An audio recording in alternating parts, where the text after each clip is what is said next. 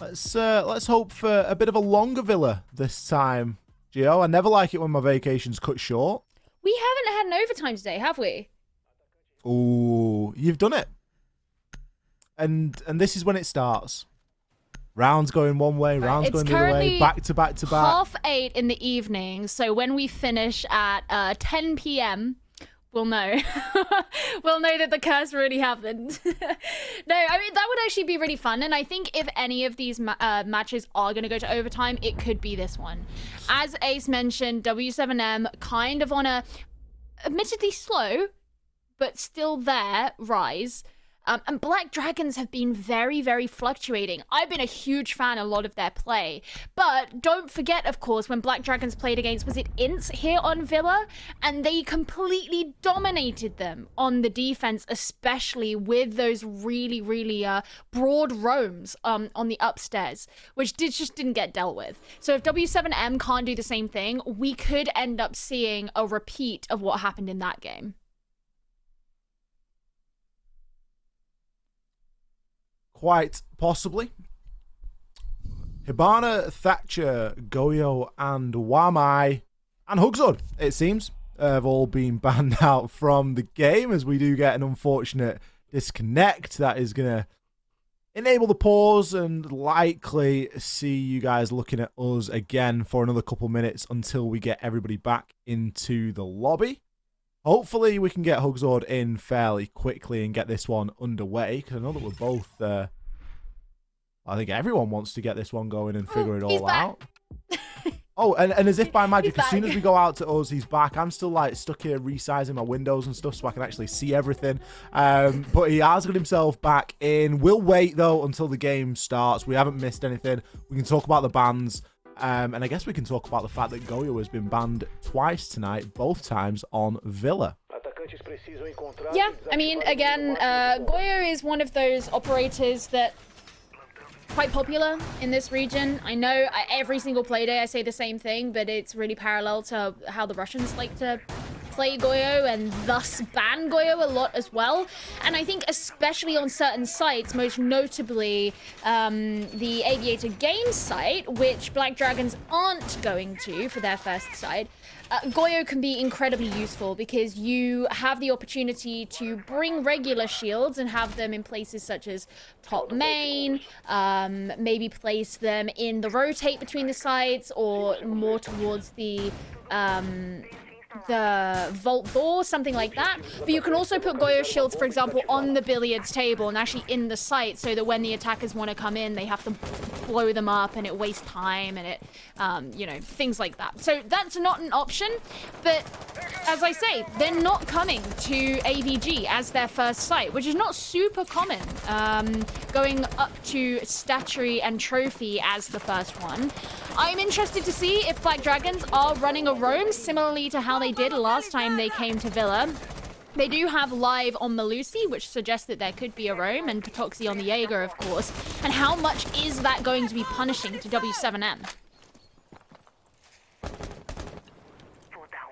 Padron just looking to keep an eye on that run out, make sure no one takes any advantage. Of course, the IQ being brought is going to be able to spot out any of the Valkyrie cameras that have been let on through. Good drone work coming from W7M here. They are being forced to make quite a thorough clear. As Potoxi there just flexes all of those cameras for us to see that pretty much all of them are still in action. Nice camera there inside of the master bedroom. It gives an angle onto anyone that's looking to try and breach through that wall. Of course, play with the C4. That's going to be Yuna playing behind that wall and ready and waiting to get the C4 off. Potential for an impact trick as well. There's just so many options really with all of that information, and it's something that W7M need to try and get a handle of. But they're just going to start things off with kills instead. A little bit more plain, a little bit more simple. C4 swings and misses there from Yuna. Questionable throw. Looks like we'll respond though as he takes down Panico. As the kills continue to come in for both sides here. Black Dragons are being put under quite a bit of pressure. So far, only one casualty on their side still. So they do have that man advantage. You can see Potoxi actually just looking over towards the Astro window where he knew that there was someone playing. Herd's also pushing on up. Hugsord is going to be receiving quite a bit of pressure if he's not too careful, but he does have the support of the player, I think that's Yuna, who's up in Astro behind the desk. C4 on the window is going to push the player from W7M back, but Herds gets a kill onto Yuna first before Padron is taken down. Ooh, the penultimate Toxic Babe canister wasn't enough, and still the kills are coming in. Black Dragons with 2 players, and Kurt's the only remaining member for W7M. Kurtz is on the roof, man. Like, what's he doing? 20 seconds left, and he's getting caught out up there. He's coming himself into a massive crossfire. He finds one onto Patoxa. He's got 10 seconds. He could do this here. Ion is 1 health and a dream. Desperately chasing after him. Goes for the hop over the balcony. 1 health or not. Ion gets the kill there. That was a lot closer than it ought be. Oh, man. I mean, look, generally, as a caster, you don't root for it to go one way or the other. But in that round, I wanted to see Kurtz get the kill just because I thought it would be hilarious. You know, you complain, yeah, he's spending all his time on the roof. Maybe he's droning. Let's give him the benefit of the doubt. And he just runs straight in. And if he just gets the last 2 guys, that just would have been brilliant. But unfortunately not. That's not how it worked out. Black Dragons, after a very messy attempt, did secure their defense, and they'll be heading over to Aviator, which is that site that I spoke about most teams like to go to as their primary site. Maybe they'll have a bit more of a smoother ride, but if all the rounds end up turning out like that last one, then we're certainly in for an entertaining game. Oh, I don't know if I can take this, Gio. Well, I don't think you have a choice. I'm feeling my age today. That was exciting stuff. That was fun. That was a lot of fun. And that's one thing that I always love as well, is like every region, you always get those games or those teams where they might not be playing the most optimal siege. They might not be being the most strategic, or they may be making mistakes, but you just have such a good time watching it. Yeah, that's what it's all about. Like, I want to see that kill come in. I just want... You know, you say about you're not meant to root for either side. Yeah. I never root for anyone but the underdog. That's why it's fair. Oh, I love underdogs. And in that situation, Kurt's the underdog because he's got time against him, and he's in 2 versus 1. He's got to get it done. Yeah. And that's what I go for every single time. Is like, it's always got to be on the underdog because it just makes for that more exciting outcome, and it could be regardless of whoever it is. If that had been, you know, the flip reverse and it had been Ion in a 1 versus 2, then I would have been rooting for Ion. You always want to see the clutch, man. You always want to. That's all I want to see. Yeah. Well, maybe, is it too much to ask? Maybe we'll get to see some clutches in this game. Clearly you didn't get it in that first round, but it was close enough. I have faith that we'll see at least 1 clutch. Ah! That hurt. I mean, that sounded like you got shot IRL there, Joe. Like, live there, taking down Padron. It was on the behalf of Padron. Gio lets out a gasp and a scream and feels the pain that Padron feels. He's probably not that bothered. He's just playing a game of Siege. But Gio getting jump scared as Panico gets some ankle shots into live. It's not going to be enough to try and respond, as that first blood was very decisive. And a good pick as well onto the IQ. Now, interestingly, no Valkyrie brought this time on the side of Black Dragons. So it maybe holds less value than it would have done normally. There's a lot of the other utility is stuff that you can easily scope out. I always breathe a sigh of relief when those turn out to be clones, you know, Gio. Yeah. Well, yeah, because you just think, like, if that were actually the real guy, then that was a really stupid move to just run. Yeah, like, my soul will be hurting. Yeah. No, I totally agree. I totally agree. And, you know, there's only so many options, opportunities to have those stupid moves. I think Live's going to narrowly miss out on getting a kill here. Maybe he can throw up the C4, but it looks like the player on Repel is a bit too far away. But what I was going to say is they've already used their opportunity for the stupid death by Padron just leaping straight into bathroom without any kind of information to tell him that it was safe. So let's hope that there isn't anything quite like the sort of behavior you see from Geminis. Live's still got 90 camera to work with, and he's got Hugsor backing him up, so a very good position here, but Herds is doing damage as he takes one player down, and Patoxy responds, still holding onto that east stairs. No one really going to choose to challenge. Instead, they're going to choose to challenge over onto Hugsword. Now, Patoxy's got a decision to make. Does he roam over onto Astro, or does he get himself up main stairs? With the bodies and the gunfights that are going down, he's going to opt for the safer option. Going to try and get himself up main and not go for that extended flank. He knows that there's going to be a Nomad on the other side, so doesn't want to be trying to deal with any of those air jabs. Guy's going to make his way now through into 90 as the final pinch has to come in. Kurtz, he's getting cut off by Toxic Babe canisters. There's a lot of guns pointed in his direction. Patoxy with a swing, live with a second. Black Dragons with round number 2. A lot more weakness there from W7M, it appeared. No clutch for us on that round. I mean, I think even from the start, it was a bit of a mess. I mentioned the fact that Padron jumping in through the bathroom window was a mistake, and I don't want to hammer on to the same point over and over, but it is really important that you are thorough and not presumptuous when you are, especially going from roam clear positions, because Padron coming in from the north side onto an AVG site implies that he is looking for some kind of clear. They want to get the north side control. Well, you know the Black Dragons at the very least, even if you have not droned anything out, you know at the very least that this is a team that really like to play roams and quite far away from the site as well. So you need to assume that there will be at least somebody up in the north side of the map. You can't just jump in through the bathroom and assume you're going to be safe. It doesn't work that way. There needs to be that more thoroughness. There needs to be that more just vigilance, I guess, from W7M. Because when it comes to gunfights, it's not that this is a team who just can't hang, but you've got to get yourself in the position where you actually have the opportunity to take the gunfights in the first place. Yeah, and W7M maybe just falling a little bit foul of that, especially when it comes down to their timings. You know, some of those last second pushes, they're just not getting rid of enough utility. And, you know, it can be a multitude of things. We talk about Villa being a very defensive-sided map, and that rings true in this instance. But we've seen what sort of damage a player can do if they go underneath with an Ash or a Buck and try and play that reverse vertical. Villa is renowned for its verticality, and it's just not something that I don't think W7M are exploiting enough at the moment. Kurt, he's lost like 99% HP. He's on 1 health and a dream at this point. Not sure if he got peaked or if we may be seeing some more of those cheeky run-out C4s. Wouldn't mind seeing that. Black Dragons have definitely been leaning into the idea of getting some cheeky C4s. Here we go. It's Panico's Gemini. So we know that it's a Gemini. If he goes running anywhere crazy, don't be too worried, Ollie. It's fine. But actually, he can't see anyone just yet. So he hasn't received much information other than the fact that certain parts of the map are clear and free.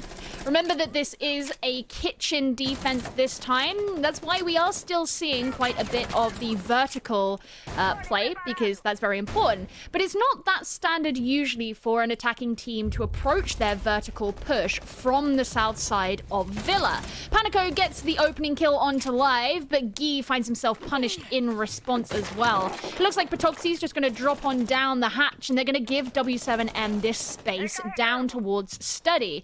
But they still have to move across through the entire lateral plane of that top floor. Patoxy wasn't expecting that one, so W7M might have some more time to do this.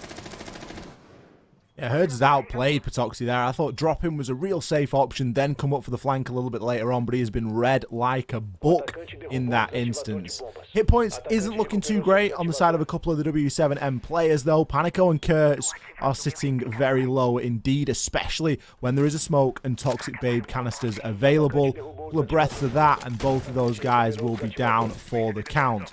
There isn't a great deal of time to work with here for W7M, and the fact that they spent quite a long time getting themselves into Study has now meant that they're actually not able to gain the vertical control above the site, and they're going to be left pushing quite laterally. We've still got Ion playing in this vertical position. Usually we would expect all of this floor to be open at this point, and for the defenders on site to be very difficult to place indeed. But as it stands, Padron, he goes for a bit of late control, gets taken down there by Ion.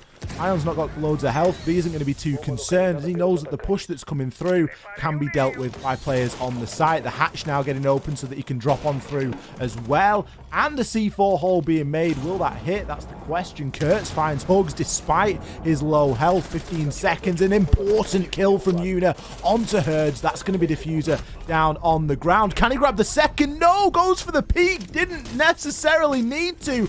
Kurtz goes massive from being 1 health from the opening part of that round. He impacts in a massive way. I feel like it's such an emotional roller coaster to watch that round because it seemed for so long that W7M were not in a great spot. The amount of time that was used just to push up from the south side upstairs. You spoke about how you have to take something of a lateral approach just because you haven't successfully got the vertical control that you wanted and needed.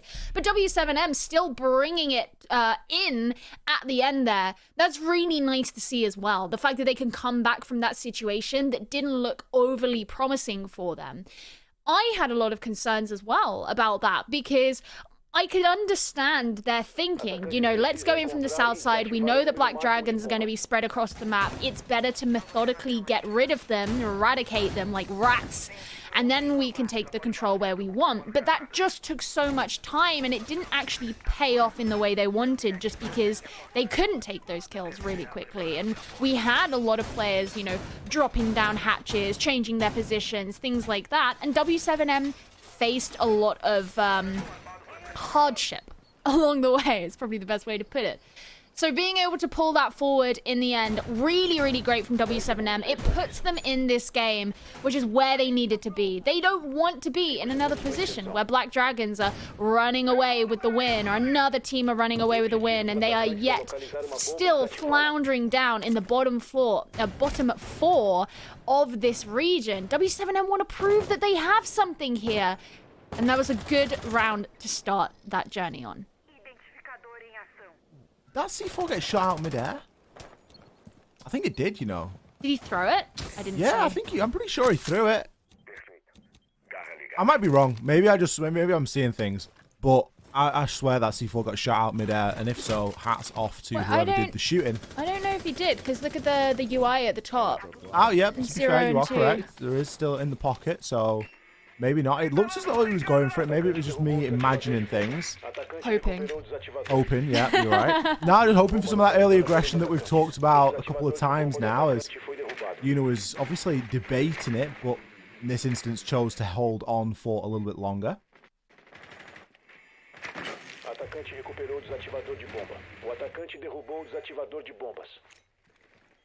W7M looking to push in. They're already in Master. That obviously doesn't mean anything in terms of how fortuitous their push is going to be, but it just means that they've taken some control. Once again, this is back to the primary site. They actually just want to move straight in. Hertz gets that early kill onto Yuna. He's going for the second, but Live says absolutely not.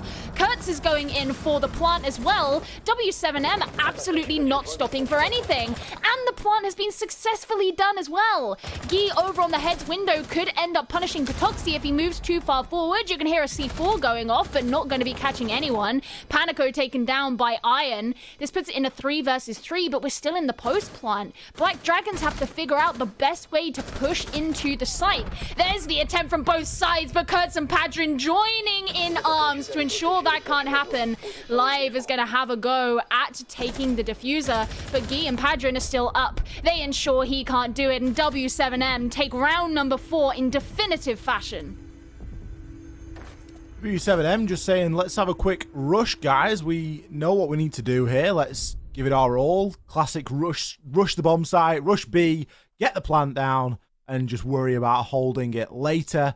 That's exactly what they did, and it worked very well for them indeed. Not dancing around any of this utility meta or trying to open walls or any of that sort of nonsense. Just straight in, get the plant down, and get the job done. I don't even think Kurtz threw his smoke canister as it was all happening, because the element of surprise was so crucial into getting it done that, you know, you didn't really have time to be worrying about that. That would have maybe given a bit of the game away, particularly if the defenders hadn't heard it coming.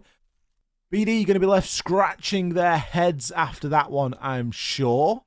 But it's not something that's repeatable. You can't go for that rush again because you will just get read into a little bit too much. But it's a nice way of getting a quick, cheap round on the board. And more importantly, it levels these two up. I mean, I'll be honest, I didn't expect it to work. I saw Kurtz get the first kill, and I was like, oh, nice, he got a kill. And then the kills kept happening. It kept working, and they got the plant down. And Black Dragons, I think they were really taken by surprise in that round. And I mean, you could see it in the way that they were playing. And Live, obviously desperately trying to go in for the disable at the end there. But you got two players coming in from different directions. And even Black Dragon's attempt to do a pinch to gain control of Statuary again didn't work. W7M were really switched on in that round. And that was great. And now things are evened out. Maybe this is the first sign of an impending overtime.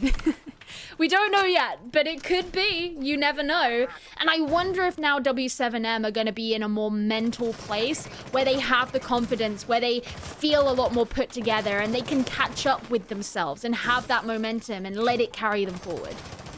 Well, I mean, at worst here, Gio, there's chance for W7M to go 4-2 down on the attacking side, which is fantastic. You would take that. And if they go 3-3, well, you better hope that Black Dragons have got a decent attack because that makes things very difficult then. Patoxy is going to find a kill over onto Herds. Live a second, so BD responding here very strongly to the aggression that we've seen come out from W7M. Live is going to get taken down by Kurtz, however. There's a bit of a consolidation frag. And a second from Guy. So these kills really are traded backward and forward. And both of those kills from W7M, more importantly, came from players that are playing outside of the map. They're not challenging directly. They're just holding on to windows. Why are the players on Black Dragons exposing themselves to windows like that after getting such an advantage? I mean, this is what kind of makes me laugh, right? Is the fact that you know, we have Guy, who's playing Nomad, which is the you know, the typical flank watch operator. At least 2 rounds in a row now, he has just played on the window, which is the most Neanderthal way of playing flank watch, right? It's literally wait for someone to walk in front of the window while they flank and kill them. And he's done that a couple of times now. And Black Dragons, as you say, have been letting it happen, which they shouldn't be. They should have learned at least by now. It just gives such an opportunity now to W7M to make something happen. A round that was looking really tricky, losing both of you soft breachers very early on, is now just looking, yeah, we could probably do this. We've just got to, you know, play our cards right and take our time. Now, time isn't something that they've got a great deal of. There's 45 seconds-ish left remaining, and there's still a bit of work to be done here. There's going to be a Rooney laser gates to try and burn through as well, which is going to be costly. Toxic Babe canisters to boot as well. They're going to cut off a lot of the pressure that's going to be seen on side of that vault, but a nice nade from Panico gives them yet another advantage. Could it be a second? Oh no, Ion, he gets out of the splash range, but he's not seen the drone at his feet. He is going to get peeked, in fact, it seems, from both sides. The push comes from Study and from Games as well. Una now, last man standing, his location known. Well, as the Warden, what is he going to be able to do? Gets the headshot, doesn't grab the second.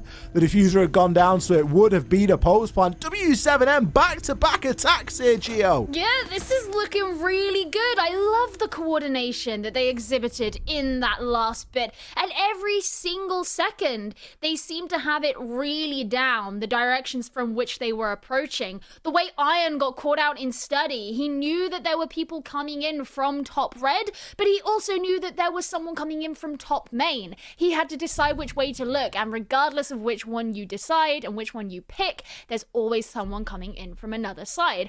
Also, that positioning behind the vault door while the plant was going down behind model. I mean, again, it's just really, really well done. Nicely thought out from W7M, really catches out Black Dragons, and so far, it's paying off. Now we're at that point in the half where if Black Dragons take the next, round, we have an even split, and that's kind of okay. But if W7M take the next round, that should not be happening here on Villa. A 4-2 split after an attacking half? No. That's hugely problematic for Black Dragons. They need to recenter themselves, I think, and bring themselves back in this game. But I don't know, after the kind of wave of confidence and success that W7M have had over the last couple of rounds, I don't know if Black Dragons can just stunt that in this next one.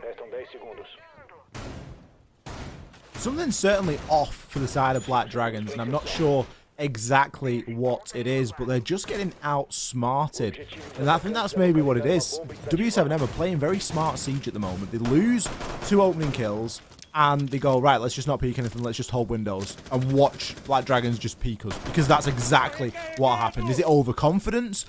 Is it, you know, thinking you're going to win every single gunfight that you get yourself into?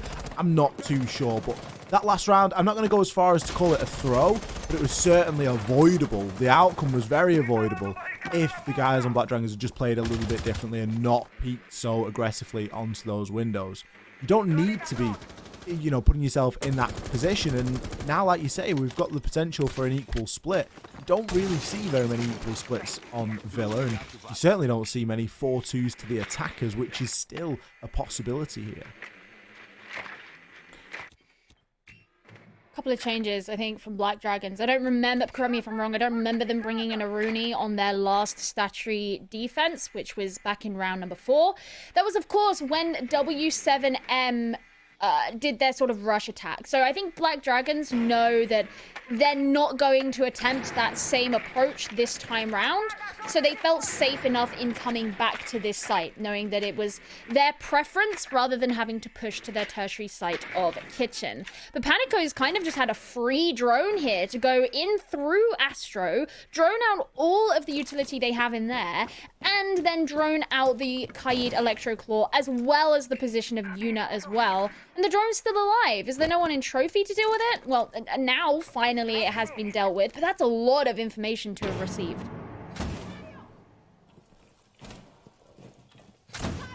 W7M concentrating their focuses and efforts now on removing those Electroclaws. It's going to take quite a bit of utility, as I believe that Electroclaw is going to be in the floor.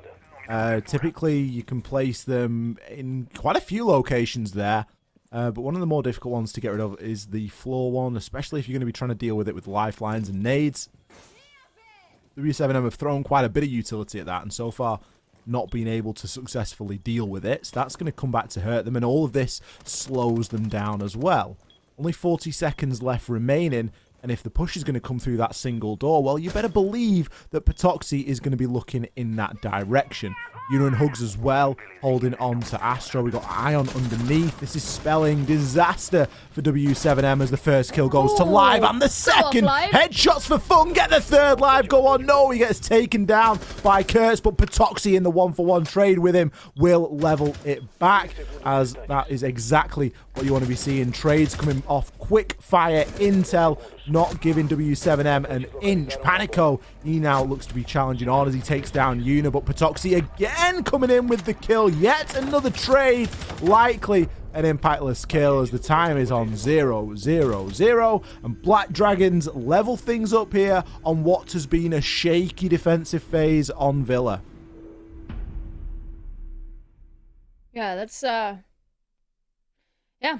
It's interesting, and honestly, I think the biggest thing that worked against W7M in that round was the fact that despite the fact that they successfully Z-pinged out the Electroclaw, so they knew where it was. Panico did that with his drone. They couldn't get rid of it. For whatever reason that was. We saw them invest the lifelines into it. You know, you said you thought they were in the floor. I'm pretty sure the ping said it was on the... It was by the ceiling.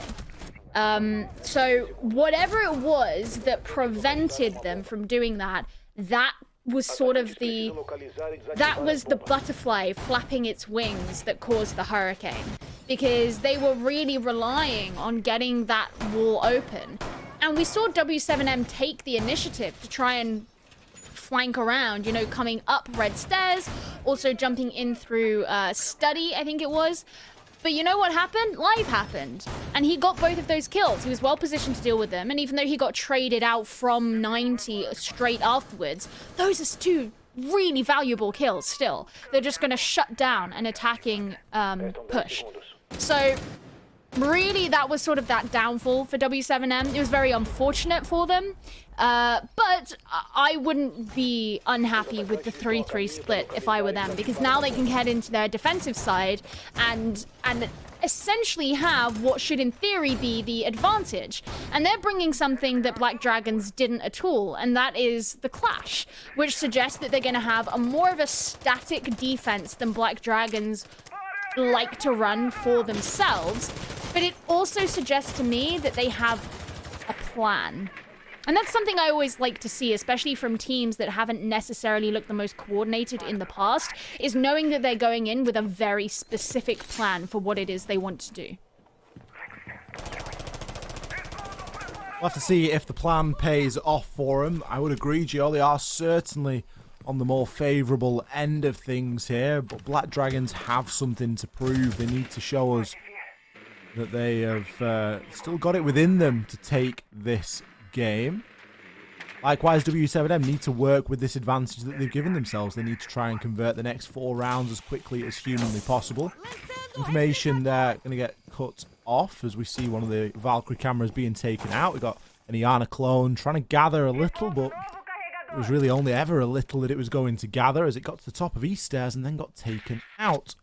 The push really coming heavy from this master side, this north side of the map, with Live underneath, potentially there, try and deal a bit of damage with some grenades. Half the round is down, and it's been relatively quiet. Notice that the vault wall is electrified, actually. That's quite interesting, because it means that if Black Dragons decided that they wanted to do a push from 90 and open that up as their ingress into the site, they're going to struggle with that, especially with Thatcher banned out.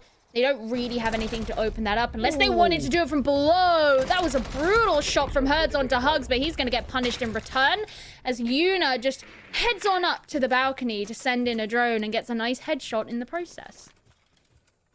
Both of those players were brave peeking that because they both were very, very close to the end. It's a good job Yuna came in for that finishing blow. He's going to be playing the bottom of main. Oh, gets taken out live with the bait. He had the sledgehammer in his hand and was still able to get that kill. Panico only sitting at 1 health as well. He better watch out for that window behind him because that is a big vulnerability here as he's already being forced to 180 this way. And that brilliant teamwork from the side of Black Dragons, particularly Yuna, just running him a merry dance there inside a study. Final kill coming in for Live. Black Dragons looking good here on the attack. Utterly overwhelming the competition the Black Dragons do in that round.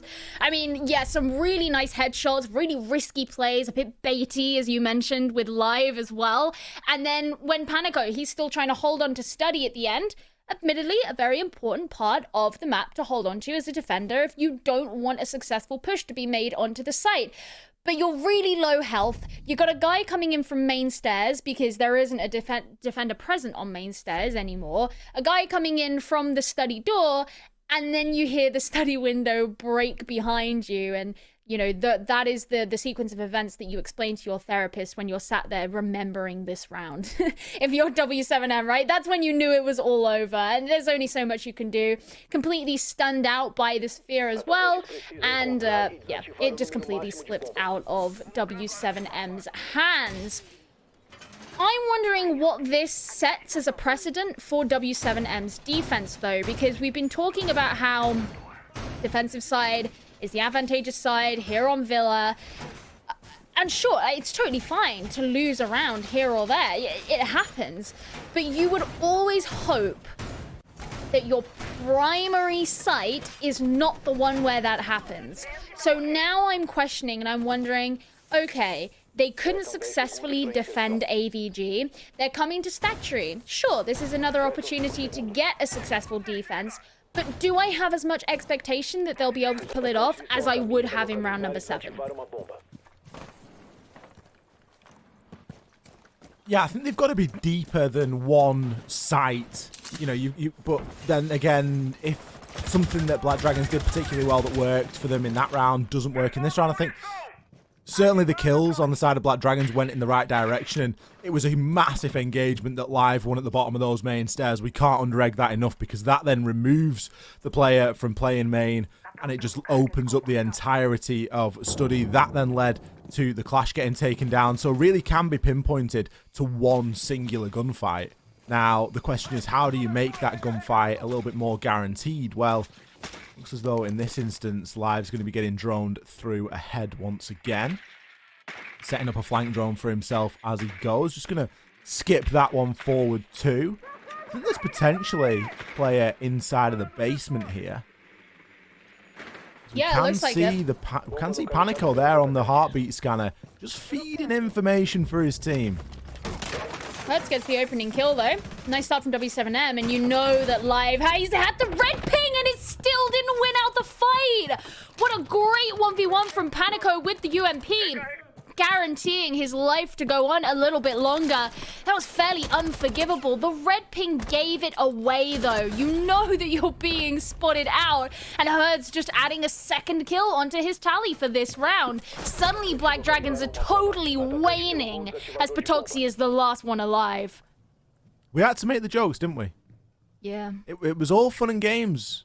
You know, however long ago it was, 30 minutes ago when we made the jokes. But these two teams are going to take us to an overtime tonight, and I'm excited about it. We've not seen Black Dragons play a long game of Siege as of yet, and with the way that it's going, if it continues in this fashion, we are going to see quite the long game of Siege, because these rounds are back and forth. Patoxy gives it his best shot, but Kurtz, well, he's got the shotgun. He puts him in the dirt. W7M win the round, and that is leveling us up at 4 rounds apiece for these two beautiful teams. Everything that I have thought along the way, along these last 8 rounds that we have shared together, Ollie, that has added to my expectations for this game, I'm just going to throw it all away. At this point, I don't know. I don't know who's going to win. I don't know who's going to do better on the next round. I have no idea, because rounds like that can just come up out of absolutely nowhere and do what they just did. Just strap yourself in and enjoy the ride, because we are in this for the long haul now. There is no clear winner between these two teams at the moment, and that's beautiful because we're on Villa, so already we're seeing, you know, flashes of brilliance from either side. Now, it's going to be about adaptation. It's a word we use quite regularly.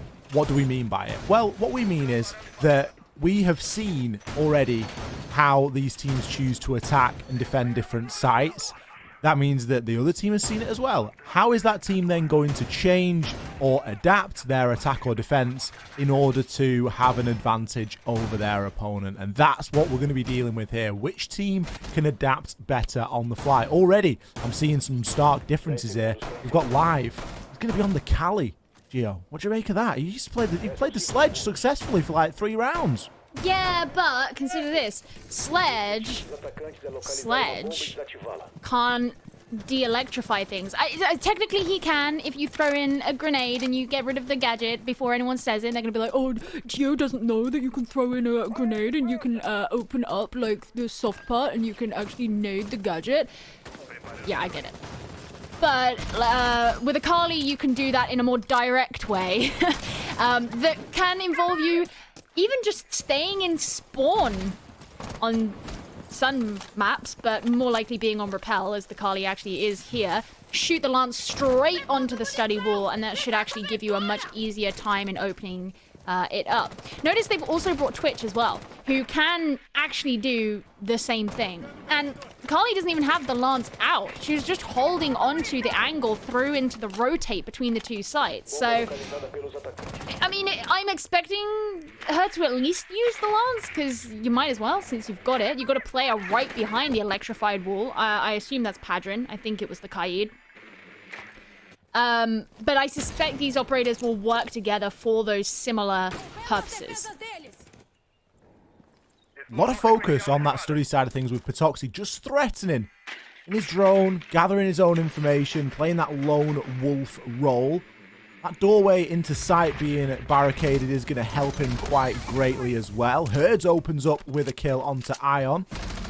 down that Twitch, so whatever plan we were hoping for with the Twitch drone will be no longer. The swing from Patoxy. He moves very quickly, getting himself into the right place at the right time. Hugs, no, he's killed himself with a grenade. Cooked it for a little bit too long, but Yuna is already inside of the site, pushes his way into Vault. This is exciting stuff from Yuna. Can he find a second? Oh, goes for the swing, gets taken down in the middle of the animation, and well, that's Diffuser now, cold inside of Vault. It was very exciting, Yuna, but it was maybe a little bit careless, as you've now left Live in a pretty tough spot. The Diffuser being inside of that Vault area, Live having to go and recover. Not sure if he knows of the player behind the desk. He's just seen the Toxic Babe canister. That's going to be the giveaway, but a shotgun at this range is going to do damage. Oh, does manage to get the down onto him as well. And that is going to be your round to W7M. Close and nail-biting stuff, but just a bit too rushed maybe from the side of Black Dragons. Yeah, and I think, you know, choosing to bring the Kali, for example, it's one of those things that you're leaning into the idea that, yes, this is going to work, and yes, we are relinquishing the idea of bringing those operators that we more typically play as a direct result. When it doesn't work out, that is when you kind of go back to the drawing board and you're like, okay, let's go back to what we know. Which I think is what W7M actually did between round 7 and round number 9, which we just had in terms of the clash, for example. You know, you lean into that idea of a specific style of play, and when it doesn't work out, the next time you go back to that site, you revert to something more standard.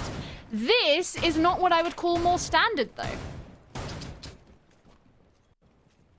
There has been more standard things seen here tonight, yeah. I'll give you that. I'm excited, though.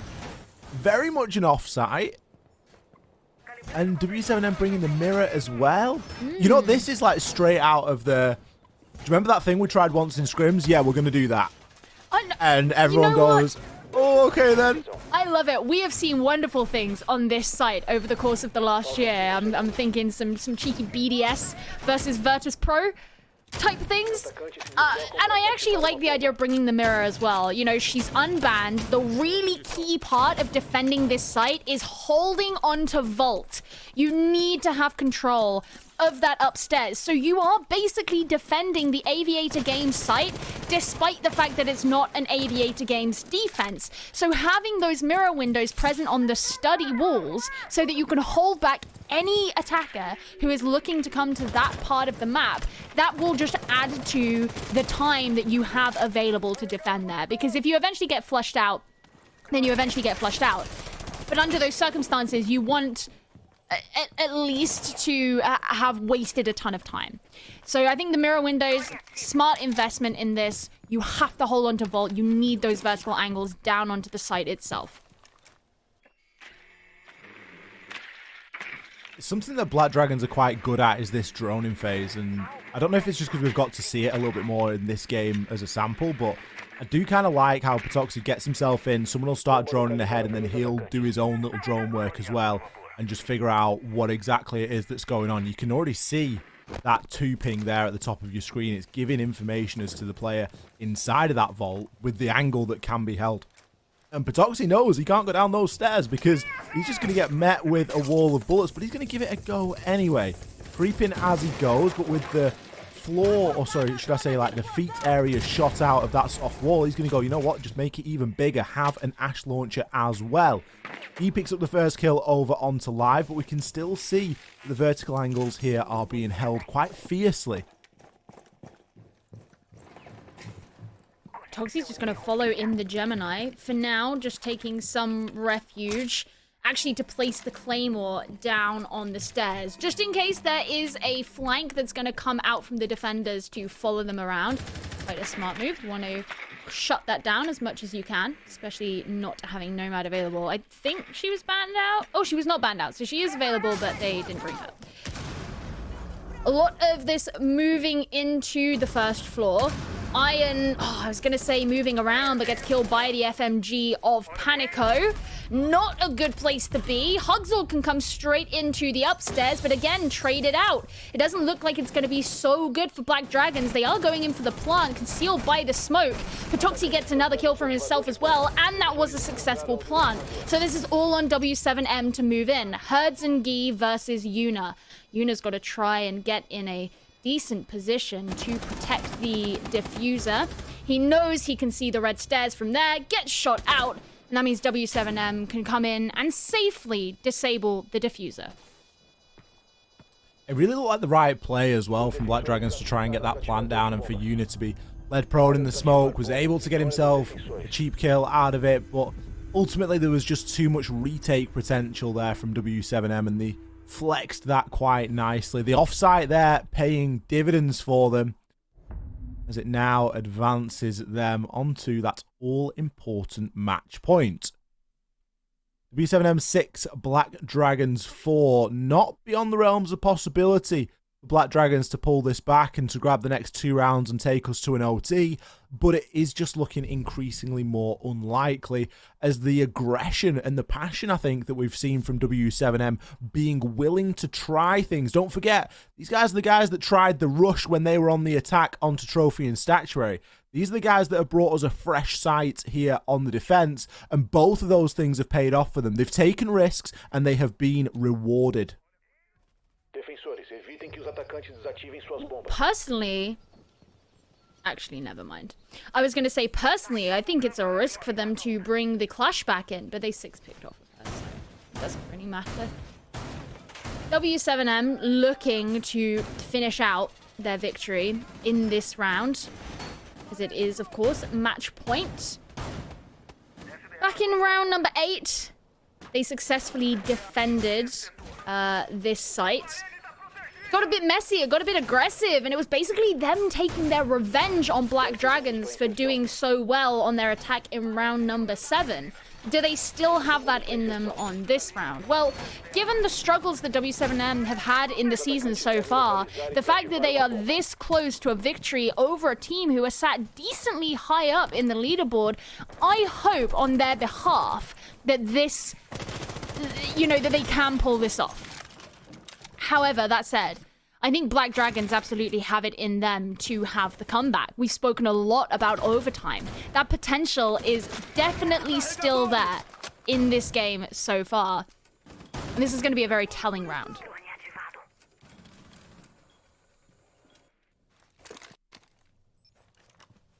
Patoxy, he has been the player to watch, in my opinion.